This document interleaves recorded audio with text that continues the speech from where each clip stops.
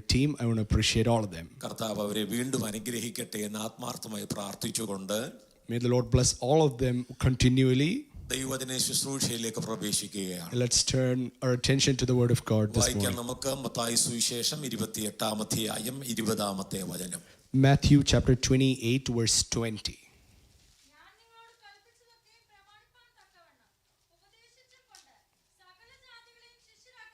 അടുത്ത വാക്യമാണ്, ഞാനോ ലോകാവസാനത്തോളം എല്ലാ നാളും നിങ്ങളോട് കൂടെയുണ്ട്. Teach them to observe all that I have commanded you, and behold, I am with you always to the end of the age. ഞാനോ ലോകാവസാനത്തോളം എല്ലാ നാളും നിങ്ങളോട് കൂടെയുണ്ട്. I am always with you even to the end of the age. രണ്ട് line പാട്ട് പാടിക്കൊണ്ട് വചന ശുശ്രൂഷയിലേക്ക് കയറാം. Amen. Let's sing this song കേൾക്കുക together. നാം, കാക്കുക നാം ജീവന്റെ വാക്യങ്ങൾ. കേൾക്കുക നാം, കാക്കുക നാം ജീവന്റെ. നമ്മുടെ വാഴ്ത്തപ്പെട്ട കർത്താവായ യേശു ക്രിസ്തു പറയുക, ഞാൻ ലോകാവസാനത്തോളം എല്ലാ നാളും നിങ്ങളോടൊപ്പം ഉണ്ടാകും. Our Jesus is again assuring us that I will always be with you to the end of the age. ഇങ്ങനെ ഒരു വാക്ക് പറയുവാൻ ഉലകത്തിലെ ആർക്കും സാധ്യമല്ല. There is no other person on this earth who can give such a promise. എല്ലാ നാളും എല്ലാവരും ഒന്നും കൂടെ കാണുകയില്ല. Nobody will be with you all the days of your life. മാതാപിതാക്കൾ കാണുകയില്ല. Parents will not be there. മക്കൾ കാണുകയില്ല. Your children may not be there. മറ്റാരും കാണുകയില്ല. No other person on this earth will be with you. But there will be one person. കർത്താവായ യേശു ക്രിസ്തുവാണ്. It is our Lord and Savior Jesus Christ. പകലത്തെ ആരാധനയിൽ സംബന്ധിക്കുന്ന ദൈവത്തിന്റെ മക്കളോട് ഞാൻ പറയാം, This morning, whoever is listening to me, let me rest assure you, ആരെല്ലാം വിട്ടുപോയാലും നമ്മുടെ കർത്താവ് വിട്ടുപോകയില്ല. whoever may leave you, the Lord will never leave you nor forsake you. ആത്മാർത്ഥമായിട്ട് നമ്മൾ വിശ്വസിക്കണം. And this is something that we need to believe genuinely. ഇന്ന് നമ്മൾ ചിന്തിക്കുന്ന കാര്യം ഇതാണ്. This is what we are thinking about this morning. ദൈവത്തിന്റെ പദ്ധതിക്ക് എതിരായിട്ടുള്ള Everything that will hinder you in the plan of God, സാത്താന്റെ പദ്ധതിയെ നമ്മൾ ജയിക്കുക. we must overcome the schemes of the enemy. ദൈവത്തിന്റെ പദ്ധതിക്ക് എതിരായിട്ടുള്ള സാത്താന്റെ പദ്ധതിയെ നമ്മൾ ജയിക്കുക. We must overcome every plan and the scheme of the enemy that is against the will of God. ദൈവത്തിന്റെ പദ്ധതിയെ തകർക്കുവാൻ പിശാച് ഏദൻ തോട്ടത്തിൽ ചെന്നു. There was an enemy or evil who came into the Garden of Eden to destroy the plan of God. ദൈവം വിലക്കിയതിനെ അവരെ കൊണ്ട് ഭക്ഷിപ്പിച്ചു, അവരെ കൊണ്ട് തീറ്റിച്ചു. Something that the Lord told them not to do, it was the enemy who encouraged them to do that. അത് ദൈവത്തിന്റെ പദ്ധതിയെ പിശാച് തകർക്കുകയായിരുന്നു. It was hijacking the plan of God for his people. എന്താ കാരണമെന്ന് ചോദിച്ചാൽ, What is the reason behind it? ദൈവം തമ്പുരാൻ പിശാചിനെ ഭൂമിയിൽ സൃഷ്ടിച്ചില്ലായിരുന്നു. Amen. The Lord did not create enemy on this earth. ദൈവത്തിന്റെ തോട്ടമായ ഏദനിൽ It was God's Garden of Eden. വസിച്ചിരുന്ന cherub. There were cherubims in the garden. വാക്യം പറഞ്ഞു വിടാം. I will just touch the references. 14:12 മുതൽ Isaiah chapter 14 verse 12 onwards. 28:13 മുതൽ Ezekiel chapter 28:13 onwards. നീ ദൈവത്തിന്റെ തോട്ടമായ ഏദനിലായിരുന്നു. Amen. You were planted in the Garden of Eden. ചിറക് മറയ്ക്കുന്ന കെരൂബായിരുന്നു. Amen. You were the cherubims with the wings. യെശയ്യാ 14:12 വായിക്കുന്നു. Amen. In Isaiah chapter 14 verse 12 we read, I will go into the heaven, എന്റെ സിംഹാസനം my throne, അത്യുന്നതന സിംഹാസനത്തിന് മീതെ വെക്കും. I will keep it above the throne of the Almighty. ഞാൻ സ്വർഗ്ഗത്തിൽ ഇരുന്നരുളൂ. Amen. I will be seated in heaven and rule. എന്ന് പറഞ്ഞ കെരൂബിനെ ദൈവം തമ്പുരാൻ താഴെയിട്ടു. It is that cherubim that fall down, അത് സാത്താനായിട്ട് മാറി. and it is the Satan we see. അപ്പോൾ ആ ദൈവത്തോടുള്ള വാശിയിൽ It was that grudge or vengeance of to the Lord, തോട്ടത്തിൽ ദേഹം ചെന്നു. and that is how he enters the Garden of Eden. വിലക്കിയതിനെ അവരെ കൊണ്ട് തീറ്റിച്ചു. Something that the Lord told them not to do, they did. ആ ദമ്പതികളെ ദൈവം തമ്പുരാൻ പുറത്താക്കിയെങ്കിലും, Amen. Even though that couple were thrown out of the garden, സ്ത്രീയുടെ സന്തതിയെ ദൈവം തമ്പുരാൻ ലോകത്തിന് വാഗ്ദത്തം ചെയ്തു. Amen. The Lord promised the fruit of the womb of the woman. 3:15. Amen. Genesis chapter 3 verse 15. സ്ത്രീയുടെ സന്തതി അയക്കും. Amen. I will send the fruit of the mother's womb. സ്ത്രീയുടെ സന്തതി സർപ്പത്തിന്റെ തല തകർക്കും. Amen. Fruit of the womb of the women will trample the serpent's head. ഇനി പുതിയ നിയമത്തിലേക്ക് കയറുകയാണ്. That is how we come to New Testament. Mathai സുവിശേഷം ആരംഭിക്കുന്നത്, The Gospel of Matthew starts, അബ്രഹാമിന്റെ പുത്രനായ, amen, Abraham's son, യേശുക്രിസ്തുവിന്റെ പുത്രനായ, ദാവീദിന്റെ പുത്രനായ, David's descendant. യേശുക്രിസ്തുവിന്റെ വംശാവലി എന്ന് പറഞ്ഞ് ആരംഭിച്ചിട്ട് It is the record of the ancestors of Jesus. Abraham ഇസഹാക്കിനെ ജനിപ്പിച്ചു. And that is how we see Abraham was the father of യാക്കോബിനെ Isaac. ജനിപ്പിച്ചു. Isaac was the father of Jacob. ഇങ്ങനെ ഇങ്ങോട്ട് വന്ന് And they come forward 15-ാമത്തെ വാക്യത്തിന്റെ അവസാനം വരെ towards the end of verse 15. ജനിപ്പിച്ചു ജനിപ്പിച്ചു ജനിപ്പിച്ചു എന്നാ And രേഖപ്പെടുത്തിയിരിക്കുന്നത്. there we see begot or birth or the father of. പക്ഷേ Amen. And then, 16-ാം വാക്യം ഒന്ന് വായിക്കണം. and let's read verse 16 together. ആ അപ്പൊ യേശുവിനെ ജനിപ്പിച്ചതല്ല, I mean, it was not begot, we read. പിന്നെ ജനിച്ചു. It was Mary who gave amen. birth. വളരെ മനസ്സിലാക്കണം, Amen. We must understand. യേശുക്രിസ്തുവിനെ ജനിപ്പിച്ചതല്ല, Amen. Jesus was not given birth Yeshu to, ജനിച്ചതാണ്. but he was born. Amen. അപ്പം നമ്മൾ അടുത്ത ഭാഗത്തേക്ക് കയറുകയാണ്. വളരെ ശ്രദ്ധിക്കുക. ഞാൻ പറഞ്ഞൊരു എൻ്റെ സൗണ്ട് കൂടുതലാണ്, അതുകൊണ്ടാണ് കുറയ്ക്കുന്നാലും ഒരല്പം കൂടെ. ലോകത്തിനു വേണ്ടി ജീസസ് ക്രൈസ്റ്റിനെ ദൈവം തമ്പുരാൻ വാഗ്ദത്തം ചെയ്ത് ജീസസ് ജനിച്ചു. The Lord's promised son was born as Jesus Christ on this earth. അപ്പൊ പഴയ പുള്ളി വാശിയോട് വന്നു. ആരാ? പിശാച്. And this, with the same grudge or vengeance, enemy or Satan is there. പിശാചിന്റെ പദ്ധതി ദൈവത്തിന്റെ പദ്ധതിയെ തകർക്കുക And എന്നുള്ളതാണ്. all what Satan wants to do is to destroy the plan of God. പകൽ എന്നെ ശ്രദ്ധിക്കും ദൈവത്തിന്റെ ജനമേ. This morning, all those who are listening to me, ദൈവത്തിന്റെ പദ്ധതി നിങ്ങളുടെ ജീവിതത്തിൽ നടപ്പിലാകാതിരിക്കുവാൻ, do not let the plan of the Lord to happen in your life. ഏതെങ്കിലും നിലയിൽ പിശാച് പരിശ്രമിക്കുമ്പോൾ, When every time the enemy tries to do things, അത് കണ്ടു മനസ്സിലാക്കിയ ദൈവജനം every man of God, every woman of God must disturb that. പിശാചിന്റെ പദ്ധതിയെ ജയിക്കേണ്ടത് ആവശ്യമാണ്. Let them overcome the plans of the evil. യോസഫും മറിയയും Joseph and Mary, കൂടി വരുന്നതിനു മുമ്പ്, even before they came together, Mariya പരിശുദ്ധാത്മാവിൽ ഗർഭിണിയായി. Mary was conceived by the power of the Holy Spirit. ഇത് യോസഫ് അറിഞ്ഞപ്പോൾ, When Joseph got to know this, പിശാച് യോസഫിന്റെ ഹൃദയത്തിൽ കയറി. the enemy started talking in the heart of Joseph. അവൻ നീതിമാനും Amen. And we read about Joseph നല്ലവനുമായതുകൊണ്ട് that he was a blameless and righteous man, മറിയയ്ക്ക് ലോകാപവാദം വരുത്താതിരിക്കുവാൻ so that she is not disgraced in public. Joseph മറിയെ ഗൂഢമായി ഉപേക്ഷിക്കാൻ തീരുമാനിച്ചു. And Joseph decided to quietly break the അപ്പൊ engagement. യോസഫിന്റെ ഉള്ളിൽ പിശാച് കയറി. That means Joseph was encountered by a thought of the evil. എന്താണ് യോസഫ് പറയുന്നേ? What is Joseph saying? മറിയെ ഡൈവേഴ്സ് ചെയ്യുക. And Joseph is ready to break the അങ്ങനെ engagement. ഒരു തീരുമാനത്തോടെ അദ്ദേഹം ഉറങ്ങാൻ പോയത്. And that is with what decision Joseph went to sleep. ഉറക്കത്തിൽ ദൈവത്തിന്റെ ദൂതൻ ഇടപെട്ടു. And immediately an angel of the Lord appeared to him in a dream. ദൈവത്തിന്റെ ദൂതൻ പറഞ്ഞു, The angel of the Lord said, യോസഫേ, Joseph, നിന്റെ ഭാര്യയായ മറിയെ നീ സ്വീകരിക്കുക തന്നെ വേണം. you have to receive Mary as your wife. അവളിൽ ഉൽപാദിതം അത് പരിശുദ്ധാത്മാവിലാ. For the child within her she has conceived is by the Holy അപ്പോൾ Spirit. യോസഫിന്റെ ഹൃദയത്തിൽ പിശാച് കയറിയെങ്കിൽ ദൈവം തമ്പുരാൻ അവിടെ ഇടപെട്ട് ആ വിഷയത്തിൽ യോസഫ് ജയിച്ചു. Amen. If Joseph was encountered by a thought of an evil, the Holy Spirit dealt with it and delivered him from it. പിശാച് അവിടെ തോറ്റു. That means the enemy was destroyed there. ഈ പിശാചിനെ സംബന്ധിച്ച് പഠിക്കുകയാണെങ്കിൽ പുള്ളിക്ക് ഒരു ശകലം പോലും നാണമില്ലാത്ത ആളാണ്. Amen. If you learn about Satan, Satan does not care how many times he comes back. പിശാചിന് എന്തില്ല?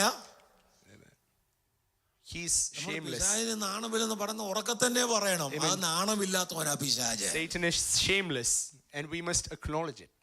അപ്പൊ ആ പദ്ധതി നടന്നില്ല. And that plan did not come to pass. അടുത്ത പ്ലാൻ അവൻ രൂപീകരിച്ചു. What is the next plan? അപ്പോൾ ക്രിസ്തു ജനിച്ചു. And that means Jesus Christ was born. ഇനി നിങ്ങൾ വായിക്കേണ്ടത് ലൂക്കോസിന്റെ സുവിശേഷം 2-ാം അധ്യായത്തിന്റെ 7-ാമത്തെ വചനവും 12-ാമത്തെ വചനവും വായിക്കണം. Luke chapter 2 verse 7 and 12.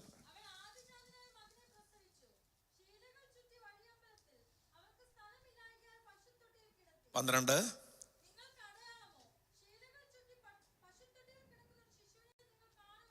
ആ കാലത്ത് ഔഗസ്തോസ് കൈസർ സെൻസർ അതെ എല്ലാവരും സെൻസസ് എടുക്കേണ്ടതിന് വേണ്ടി തങ്ങളുടെ ഗ്രാമങ്ങളിലേക്ക് തങ്ങളുടെ പട്ടണങ്ങളിലേക്ക് പോകുവാനായിട്ട് ഓർഡർ ഇട്ടപ്പോൾ when there was an order by the Roman Empire Augustus to take a census of that Roman Empire, യോസഫ് ഗർഭിണിയായ മറിയോടുകൂടെ സെൻസസ് എടുക്കുവാനായിട്ട് പോയി. and that means Joseph with his conceived wife Mary, he is going to that place. ആ യാത്രയിൽ മറിയയ്ക്ക് പ്രസവവേദന തുടങ്ങി. In that journey she is expecting. യോസഫ് പല വാതിലുകൾ മുട്ടി. There were several doors Joseph knocked. ഒരു വാതിൽ യോസഫിന് വേണ്ടി തുറന്നില്ല. No doors were opened for him. പിശാച് അവിടെ വാതിൽ അടച്ചു. All the doors were closed by the enemy. ഇന്ന് പകൽ ഞാൻ പറയാം, This morning let me tell you, എവിടെ പിശാച് വാതിൽ അടച്ചാലും where the enemy tries to close the door, നിങ്ങളെക്കുറിച്ച് ദൈവത്തിനൊരു പദ്ധതി ഉണ്ടെങ്കിൽ if there is a plan of God prevailing over your life, ചെയ്യുന്ന ദൈവമാണ്. he will make it come to pass. അവൻ അത് ചെയ്യുന്ന ദൈവമാണ്. He will make it come to pass. അവൻ അങ്ങനെ ചെയ്യുന്ന ദൈവമാണ്. He is the God who makes it come to pass. വിശ്വസിക്കുന്നവർക്ക് കർത്താവിനെ സ്തോത്രം ചെയ്യുന്നു. If you believe, praise the Lord this morning. അവർ പറഞ്ഞു നോ വേക്കന്റ് ഇല്ല. There is no place. റൂമുകളൊന്നും വേക്കന്റ് അല്ല ഇല്ല എന്ന് And പറഞ്ഞു. all of them shut their doors in front of him. പക്ഷേ റൂം കിട്ടാഞ്ഞത് കൊണ്ട് യേശുക്രിസ്തു ജനിക്കാതിരുന്നില്ല. Because the Lord did not find a place that did not stop the birth of Jesus. Jesus was born. എവിടാ ജനിച്ചേ? Where was he born? അവർക്ക് വഴിയമ്പലത്തിൽ സ്ഥലമില്ലായികയാൽ There was no place for lodging ജനിച്ച available. കുഞ്ഞിനെ പശുത്തൊഴുത്തിൽ കെട്ടി. The Lord was born in a manger. പശുത്തൊഴുത്തിൽ സംരക്ഷിച്ചു. Amen. There they protected him. പശുത്തൊഴുത്തിൽ കിടത്തി. In a manger he was പിശാച് laid to rest. വാതിലടച്ചെങ്കിലും യേശു ജനിച്ചു. Amen. Even though the enemy tried to close doors, Jesus ആരാന്നറിയാമോ? was born. പരമസമ്പന്നനായ ദൈവം തമ്പുരാന്റെ പുത്രന് ഇവിടെ ജനിക്കുവാൻ ഒരിടം കിട്ടാതിരുന്നപ്പോൾ Jesus ജനിച്ചു പുൽത്തൊഴുത്തിലാണെങ്കിലും. Amen. The most glorious God's son came to the earth to be born, but he was born in a manger. He did not have a place. പരമസമ്പന്നനി ധരണിയിലേറ്റം ദരിദ്രനായി തീർന്നു മനസാ. പരമസമ്പന്നനി ധരണിയിലേറ്റം ദരിദ്രനായി തീർന്നു. ആ നിരുപമ പ്രഭ അണിഞ്ഞിരുന്നവൻ പഴം തുണി ധരിച്ചതും ചെറിയ സംഗതിയോ ദൈവകരുണയിൻ ധനമാൽമ്യം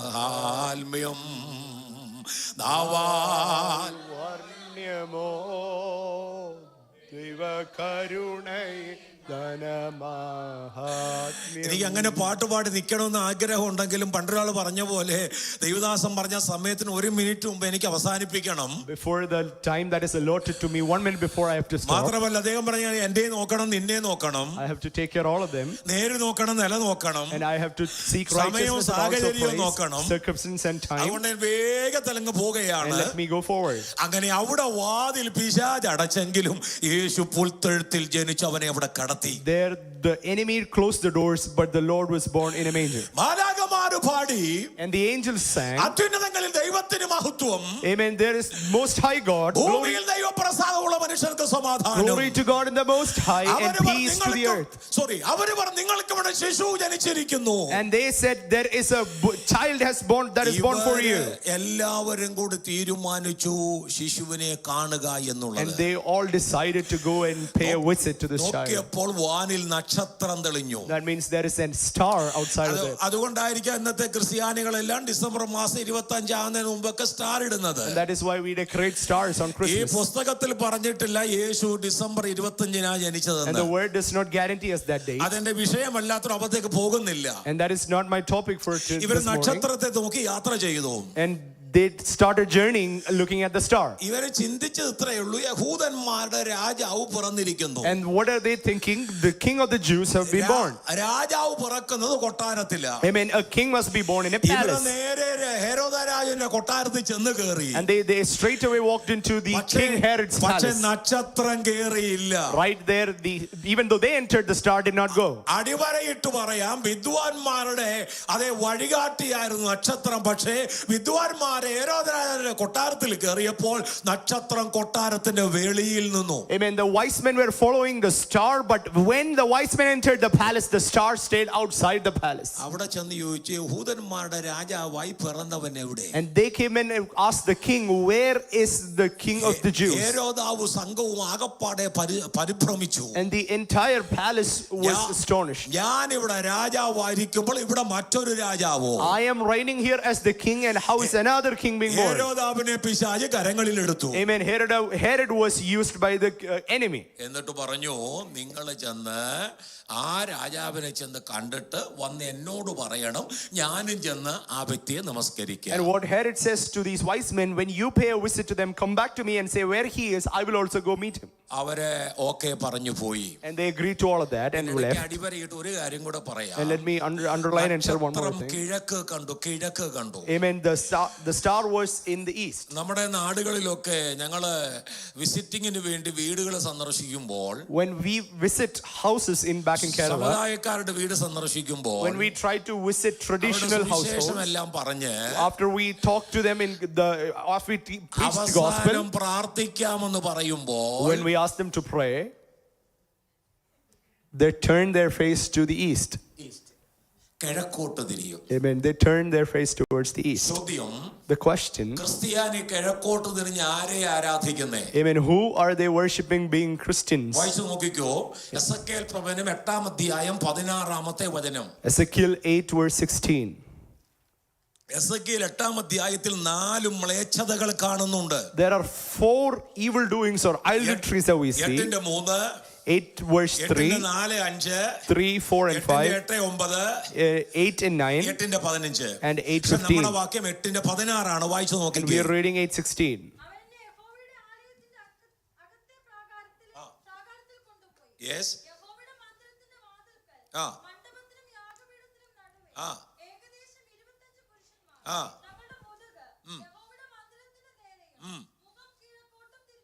ആ ആ അപ്പൊ ക്രിസ്ത്യാനികളുടെ കിഴക്കോട്ടുള്ള ആരാധന ജീസസിനെ അല്ല, അവർ സൂര്യനെ ആരാധിക്കുകയാ. And there we read they were worshiping the sun facing east. മനസ്സിലായോ? ഹൈന്ദവ സഹോദരന്മാർ, The Hindu believers, ഉദയം സൂര്യൻ ഉദിക്കുന്നതിന് മുമ്പ് before the sun rises, നദികളിലോ കുളങ്ങളിലോ തോടുകളിലോ അതുപോലുള്ള സ്ഥലങ്ങളിൽ പോയി, in every place they can find water, river or streams. ഒറ്റത്തോർത്ത് മുണ്ടുടുത്ത് കുളിച്ചിട്ട്, Amen, after taking a bath, ഉദയം വരുന്ന അല്ലെ ഉദിച്ചു വരുന്ന സൂര്യനെ അവർ നമസ്കരിക്കാറുണ്ട്. and when the sun is rising they'll bow down to the sun. ഹൈന്ദവർ സൂര്യനെയാണ് നമസ്കരിക്കുന്നെങ്കിൽ, And the Hindus are bowing down to the sun. ഇവിടുത്തെ സകല ക്രിസ്ത്യാനിയും ആരാധിക്കുന്ന ജീസസിനെ അല്ല, മറിച്ച് സൂര്യനെയാണ്. Here we understand that they are worshiping the sun as we read here. എനിക്ക് ആവർത്തന പുസ്തകം പോലെ കയറാനായിട്ടുണ്ട്. Amen. I want to get into Deuteronomy also. റൂമിൽ സമയമില്ലാത്തത് കൊണ്ട് ഞാൻ ആ ഭാഗം വിടുന്നു. Because of the lack of time, I want to keep going forward. അങ്ങനെയെങ്കിൽ കിഴക്കോട്ടുള്ള ആരാധന വചന വിരുദ്ധമാണ്. Amen. Every time we don't have to turn east to worship the Lord. That means we are indicating that we are worshiping the sun. അങ്ങനെ വിദ്വാന്മാര് ചെന്നു. Amen. And the wise men reaches the place. യേശുക്രിസ്തുവിനെ അമ്മയായ മറിയോട് കൂടെ കണ്ട് വീണ് അവനെ നമസ്കരിച്ചു. And they went, fell and bowed down. നിക്ഷേപപാത്രങ്ങളെ തുറന്നു. And all their treasures were opened. മൂരും കുന്തിരിക്കവും കാഴ്ചവെച്ചു. And he was offered gold, silver and myrrh. അപ്പോൾ ഹെരോദാവ് പറഞ്ഞത് ഓർത്തു. And that is when they remembered about King Herod. ചെന്ന് കണ്ടിട്ട് എൻ്റെ അടുത്ത് വന്നു പറയണം. And you must come back and report to me. ചെന്ന് അവനെ നമസ്കരിക്കാം. I will also go back and worship him. ദൈവത്തിന്റെ ദൂതൻ ഇടപെട്ടു. And the angel of the Lord appeared to them. ഹെരോദാവിന്റെ കൊട്ടാരത്തിൽ പോകരുത്. And do not go back into the നിങ്ങൾ വേറെ വഴിയായിട്ട് പോകണം. You must take another route. സത്യം പറഞ്ഞ അടിവരയിട്ട് പറയാം. Let me repeat again. യേശുവിനെ കണ്ടവർ വന്ന വഴി അല്ല പോകണ്ട, വേറെ വഴിയാ പോകണ്ടേ. If you have encountered Jesus, you take a different route. ഒന്നുകൂടെ ആവർത്തിക്കാം. Amen. Let me repeat again. യേശുവിനെ കണ്ടവര് When everybody who has encountered Jesus, വന്ന വഴി അല്ല പോകേണ്ടത്, they did not return the same way. വേറെ വഴി പോകണം. You must return another route in a changed way. ഹെരോദാവിൽ പ്രവർത്തിച്ചു. And the enemy again encountered or spoke in the heart of Satan. വിദ്വാൻമാർ തന്നെ കളിയാക്കിയെന്ന് മനസ്സിലാക്കിയ ഹെരോദാവ്, When Herod got to know that they did not come back, ഞാൻ പറയുന്ന ഭാഗം മത്തായി സുവിശേഷം 2-ാം അധ്യായത്തിലാണ്. I'm talking from Matthew chapter 2. വാക്യം വായിപ്പിക്കാൻ സമയമില്ലാത്തതുകൊണ്ട് പറഞ്ഞു വിടാം. Let me just go forward. പിശാച് ഹെരോദാവിനെ കയ്യിലെടുത്തു. And Satan used King Herod also. Jesus ജനിച്ച കാലവും സമയവും നോക്കി മനസ്സിലാക്കിയിട്ട് Every time he calculated and found when he was born. 2 വയസ്സും താഴെയുള്ള സകല ആൺകുട്ടികളെയും കൊല്ലിക്കുവാൻ പിശാച് ഹെരോദാവിന്റെ ഉള്ളിൽ പ്രവർത്തിച്ചു. And there was a thought in Herod's mind, every child under the age of 2 must be killed. യോസഫിനോട് ദൈവത്തിന്റെ ദൂതൻ ഇടപെട്ടിട്ട് പറഞ്ഞു, And the angel of the Lord appeared to Joseph and said, ഹെരോദാവ് കുഞ്ഞിനെ കൊല്ലാൻ തുടങ്ങുന്നു. Herod, the child is trying to be killed. നീ ഇവിടം വിട്ട് ഓടിപ്പോകണം. You must leave this place. ദൈവത്തിന്റെ പദ്ധതി നടപ്പാകാതിരിക്കാൻ The plan of the Lord not to be fulfilled. പിശാച് എന്തെല്ലാം പദ്ധതി ഒരുക്കിയാലും Whatever the enemy tries to scheme, അതിനപ്പുറത്ത് ഇടപെടുവാൻ ദൈവത്തിന് കഴിയും. the Lord has the ability to encounter even after that. ദൈവത്തിന് The കഴിയും. Lord can interfere even between that. അതിനപ്പുറത്ത് ഇടപെടാൻ ദൈവത്തിന് The കഴിയും. Lord can interfere even in between that. Thank you, Jesus. They ran with the kid, the child.